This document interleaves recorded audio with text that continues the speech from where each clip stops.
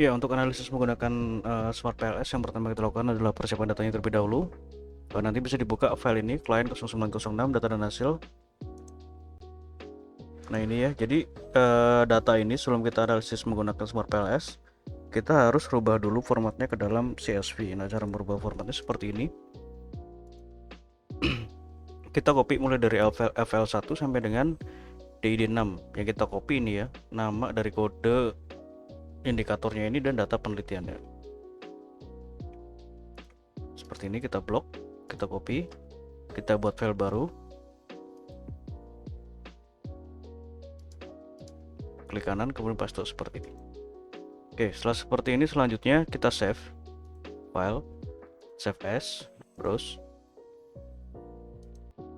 Nah, untuk file name kita ganti ya, ini bebas, contoh seperti ini, data CSV. Kemudian save as type, kita klik, kita pilih ini, CSV UTF-8. Nah, seperti ini ya. Lalu kita tinggal klik save saja. Nah, karena sudah buat, nanti kita gunakan file CSV yang ini saja. Jadi client 0906 CSV Smart PLS. Oke, setelah file CSV-nya terbentuk, kita buka aplikasi Smart PLS. Nah, di sini saya menggunakan Smart PLS versi 4 ya. Oke, setelah seperti ini, lalu kita klik New Project. Untuk nama, ini bebas, kita tulis saja seperti ini.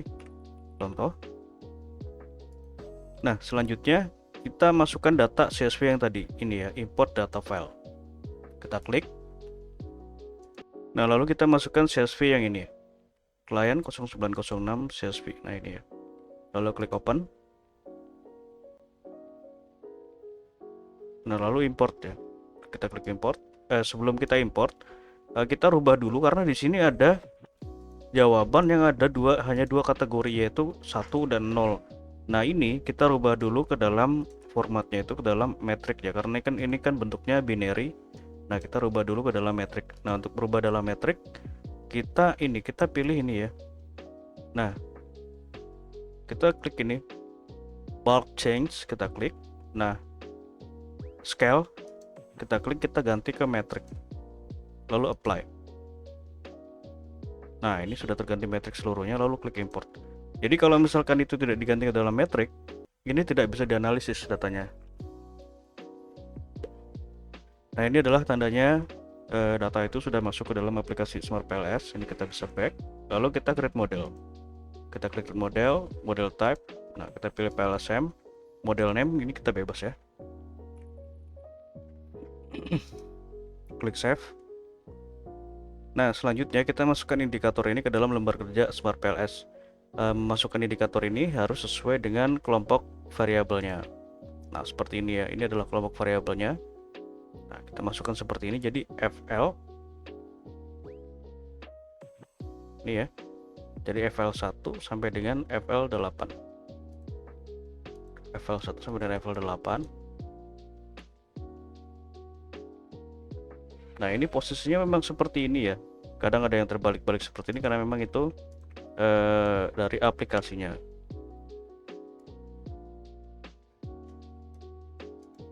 Kita masukkan dulu seluruhnya.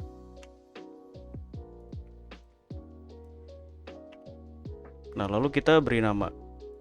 Cepatnya seperti ini ya.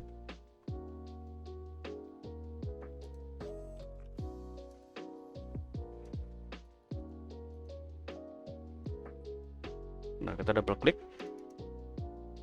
Kita paste seperti ini. Kita copy. RP kita double klik. Paste. Kita copy, double klik.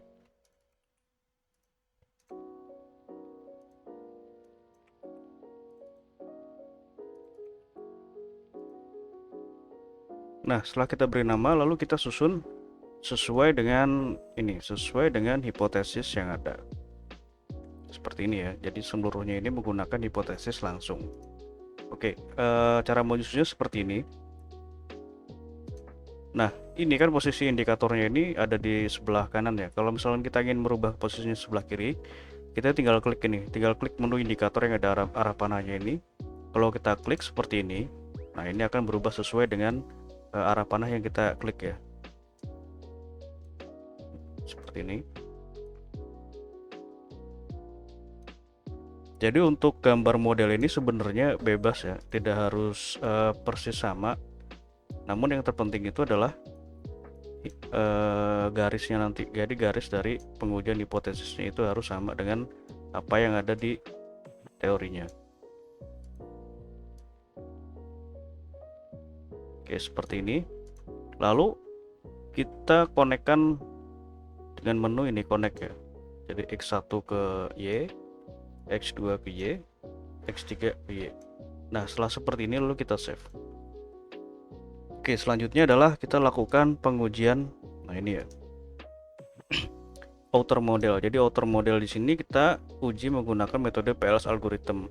Nah, PLS algorithm itu mencakup dua pengujian, yaitu outer model dan ini ya, dan inner model. Caranya seperti ini. Klik calculate, kemudian PLS algorithm, lalu start calculation.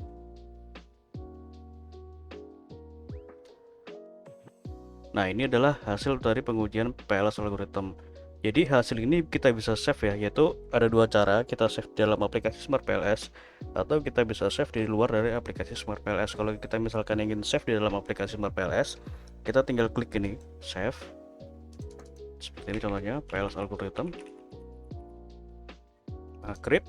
Nah, itu sudah kita save di dalam aplikasi Smart PLS dan itu berlaku untuk pengujian yang lainnya ya. Itu sama saja caranya. Nah, kalau kita misalkan ingin di save di luar dari aplikasi Smart PLS, kita klik Excel, lalu export. Nah, lalu tinggal kita save sesuai dengan nama pengujiannya. Nah, seperti ini ya yang biasa saya lakukan, dan ini adalah hasil dari output Smart PLS-nya. Tinggal kita klik save, maka hasil output ini akan jadi format Excel seperti itu. Jadi kita save di luar dari aplikasi Smart PLS-nya. Oke, selanjutnya kita lakukan interpretasi. Nah, yang pertama di sini adalah kita lihat pengujian indikator validitas, autoloading, dan convergen validity AVE. Nah, di sini kita masukkan ke dalam satu tabel autoloading dan AVE karena ini merupakan uji dari validitasnya. Loading ini menunjukkan autoloading ini ya. Autoloading ini menunjukkan validitas dari variabel konstruk. Kemudian AVE ini menunjukkan validitas dari variabel laten. Nah, yang kuning ini adalah konstruk, yang biru ini adalah laten. Nah, untuk loading nilainya harus lebih besar dari 0,7, sementara untuk AVE ini harus lebih besar dari 0,5. Nah, kita lihat di sini untuk pengujiannya. Nah, kita lihat di sini ya, autoloading, kita klik. Nah, ini seluruhnya sudah berwarna hijau, maka di sini dapat kita ketahui seluruh indikatornya itu adalah valid ya, karena nilainya di atas 0,7. Nah, selanjutnya untuk nilai AVE kita lihat di sini, construct, reliability, and validity. Nah, ini adalah nilai AVE-nya, seluruhnya hijau. Di sini dikatakan valid ya karena nilainya sudah lebih besar dari 0,5. Kemudian untuk pengujian ini construct reliability. Nah, untuk reliabilitas kita menggunakan nilai kerombak alpha dan composite reliability yang rho C. Jadi nilai reliabilitas ini harus lebih besar dari 0,7. Nah, kita lihat di sini seluruhnya sudah lebih besar dari 0,7, maka sampai tahap ini dapat dikatakan seluruh variabelnya itu valid dan reliable. Oke, pengujian selanjutnya adalah discriminant validity menggunakan metode HTMT. Nah, pada discriminant validity ini sebenarnya ada 3 metode, yaitu HTMT, for layer, dan cross loading. Namun ini sebenarnya sama aja ya. Jadi yang paling direkomendasikan adalah menggunakan metode HTMT. Nah, kita lihat di matrix. Nah, untuk HTMT ini nilainya harus lebih kecil dari 0,9. Nah, kita lihat di sini ada beberapa variabel ya. Variabel yang nilainya di atas 0,9. Artinya di sini adalah terdapat masalah pada discriminant validity-nya. Nah, contohnya ini untuk Y terhadap X3 nilainya 0,945. Ini lebih besar dari 0,9. Nah, di sini terdapat masalah pada diskriminannya. Artinya di sini adalah ada variabel konstruk yang tidak membentuk variabel konstruknya sendiri. Jadi dia berkorelasi lebih tinggi ke variabel laten yang lainnya. Nah, ini tidak apa-apa ya, karena ini wajar dalam penelitian. Yang penting itu adalah pengujian tadi validitas dan reliabilitasnya. Oke, pengujian selanjutnya adalah inner model. Nah, untuk inner model ini yang pertama kita uji adalah collinearity assessment VIF. Nah, untuk VIF kita lihatnya di sini. Collinearity assessment VIF kita klik. Nah, ini ya. Kita pilih yang inner model matrix. Nah, karena kita mengujinya adalah VIF ini masuk ke dalam pengujian inner model. Nah, untuk VIF ini nilainya harus lebih kecil dari 5. Nah, ini ada yang merah ya. Nah, ini berarti menandakan bahwa terjadi masalah multi koliniaritas. Artinya di sini adalah variabel konstruknya itu berkorelasi lebih tinggi dari ke variabel laten di luar dari variabelnya ini. Jadi misalkan ya, untuk X3 ini konstruknya itu berkorelasi lebih tinggi ke Y dibandingkan dengan variabel X3 sendiri. Begitupun dengan yang ini ya, persepsi risiko. Jadi dia berkorelasi lebih tinggi ke keputusan investasi ya, ke Y ini dibandingkan dengan variabelnya dia sendiri atau X2. Nah, selanjutnya adalah coefficient of determination atau R kuadrat atau R square. Nah, kita lihat di sini nilainya adalah 0,783. Artinya di sini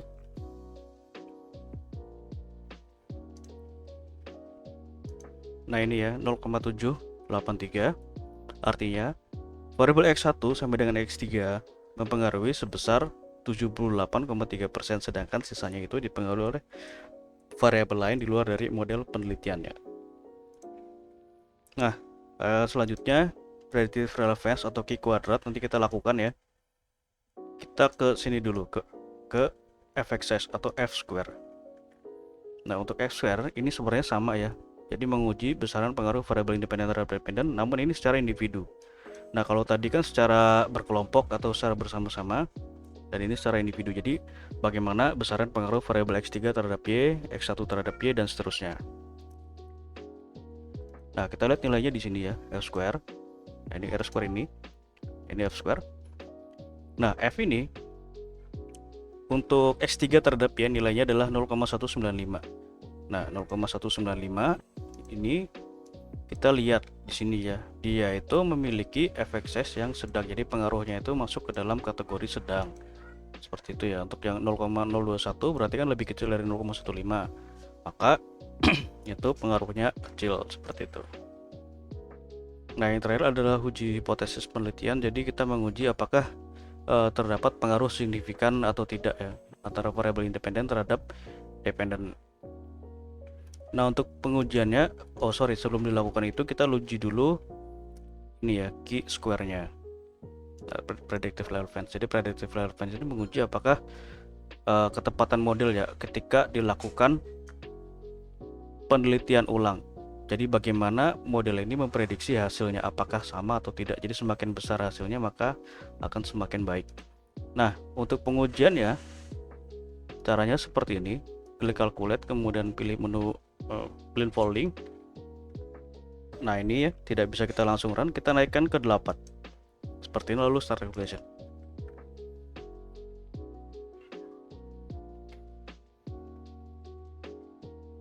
Nah, kita lihat di ini ya. Nah, ini adalah nilainya adalah 0,473. Kita lihat di sini 0,473 memiliki relevansi prediktif yang besar. Jadi model ini kemungkinan ketika diulang hasilnya kurang lebihnya akan mendekati hasil yang sudah dilakukan ini ya, sudah dilakukan analisis ini. Nah, yang terakhir adalah uji hipotesis. Caranya kita bisa back calculate, kemudian pilih menu bootstrapping, lalu start calculation.